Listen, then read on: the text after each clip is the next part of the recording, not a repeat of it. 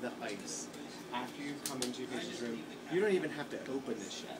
The big thing is you come up to your patient and you're going to palpate their pulse. Just make sure you're not checking their pulse over here, because you remember, do it where the thumb is. Alright, so you check for a pulse, but you're also going to check the other arm. To see which one's better. To see which one's better. Okay. Now remember, if there's restrictions, meaning where they say the bands and you can't draw on that particular spot, you can't draw on it.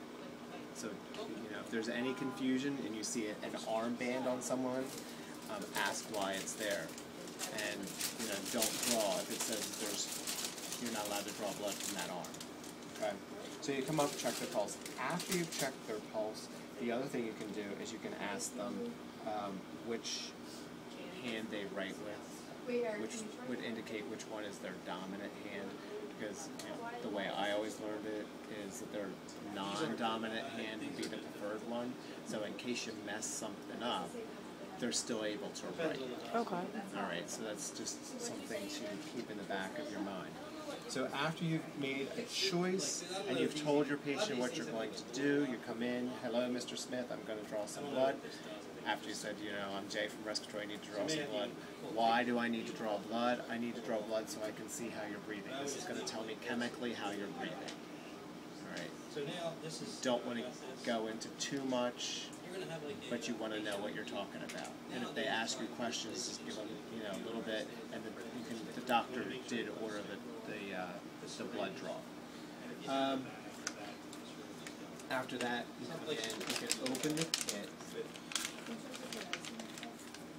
The kit's going to have everything in it. You have the betadine, which is basically an iodine solution, and you have the alcohol prep pad.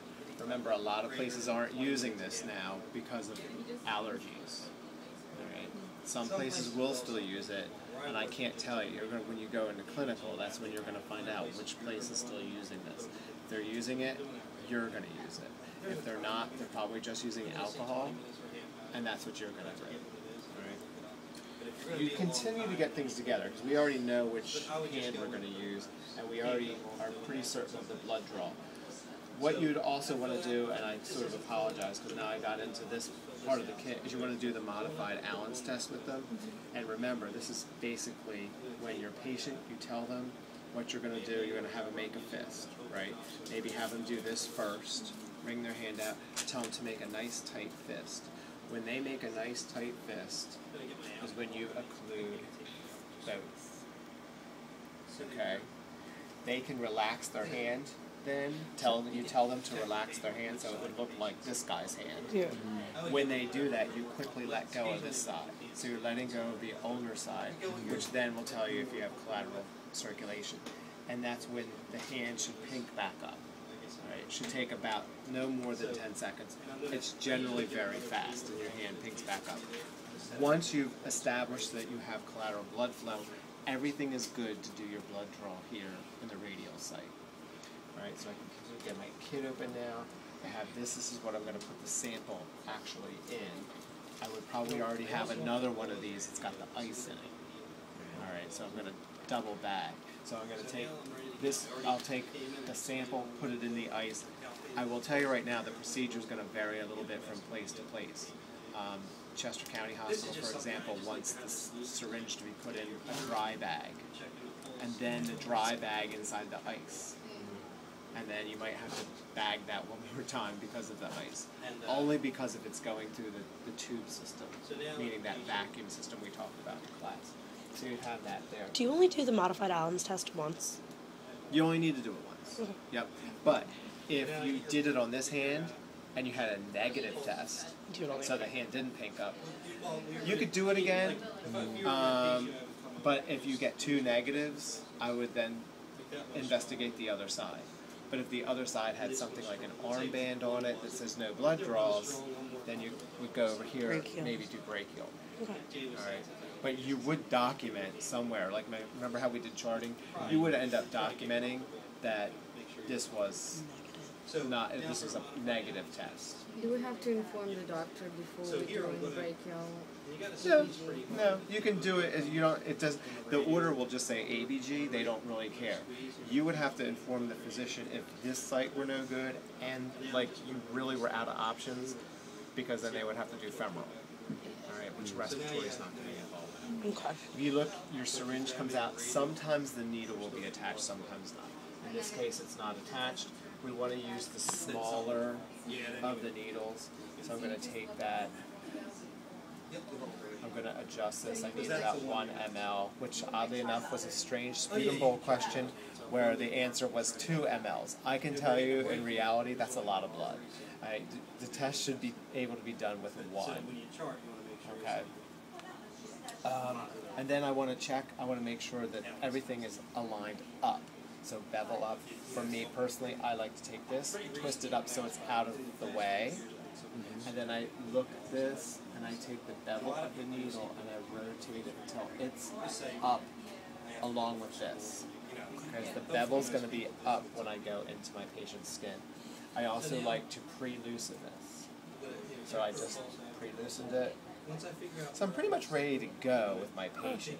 So what I would do is I would come back over. I need to repalpate the pulse. Notice I've got 2 fingers on here. So I'm kind of palpating the pulse, which means I'm feeling it here, feeling it here.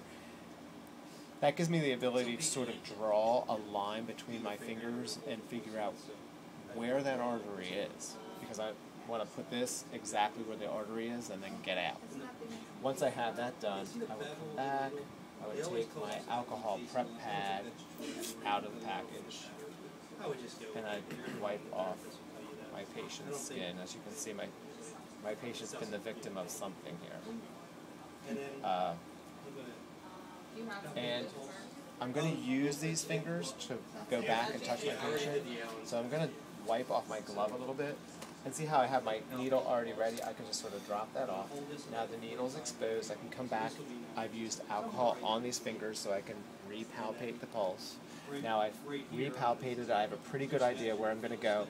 At a 45-degree angle, I'm just going to take 1 finger away, and I'm going to go in like that. And what you're looking for is a flash of blood right here. If you don't see a flash of blood, you go back out and in like that. Notice how I redirected, but I didn't pull the needle out. If you pull the needle out, then you've got to get a new needle. All right. So let's assume I have some blood filling here. I would just wait. It will pump up into here and fill.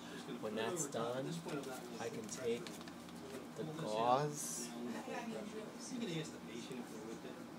pull that out like that, and I would hold it.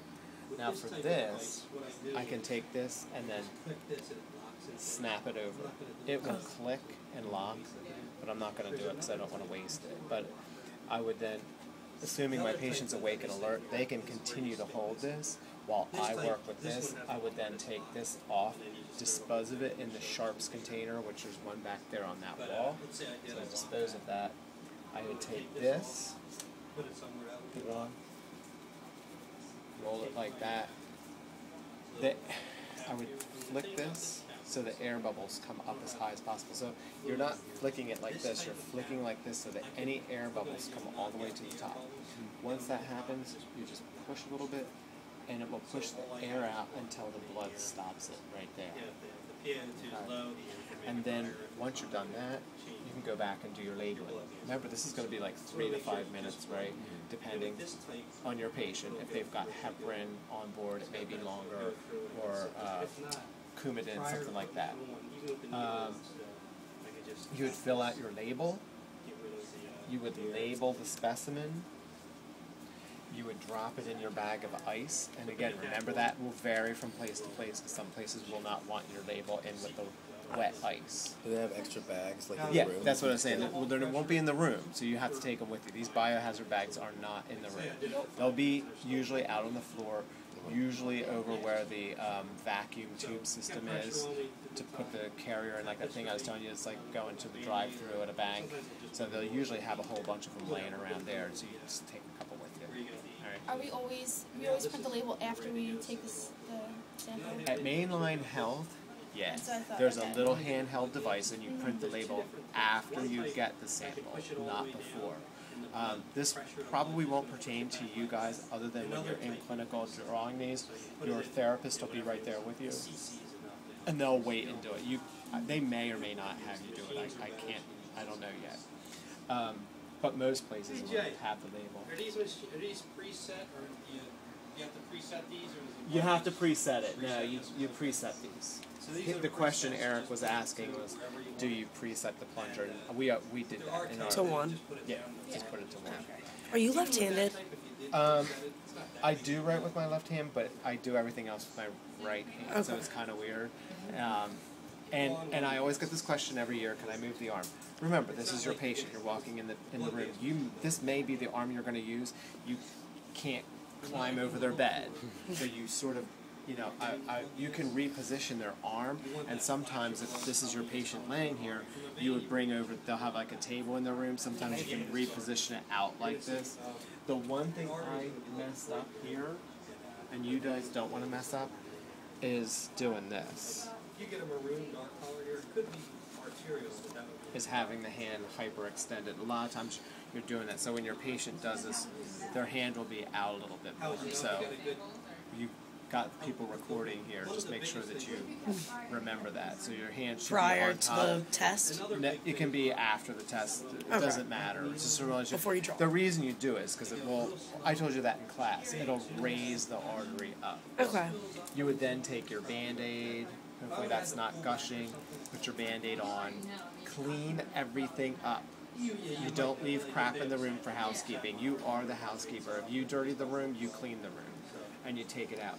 This right here is an example of another device that could be used as a needle capper. In other words, this is a needle protective thing.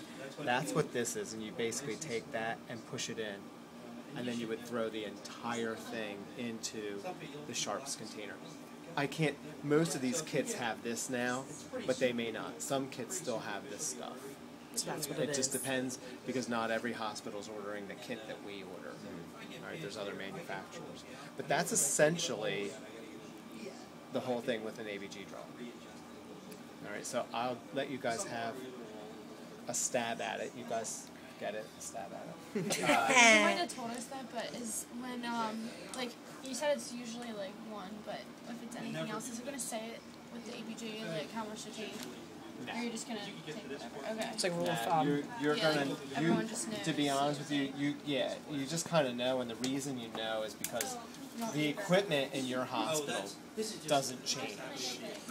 So, in other words, you'll know what your ABG stuff should be. And for competencies, we're reusing this? Yes. So please do not Lock your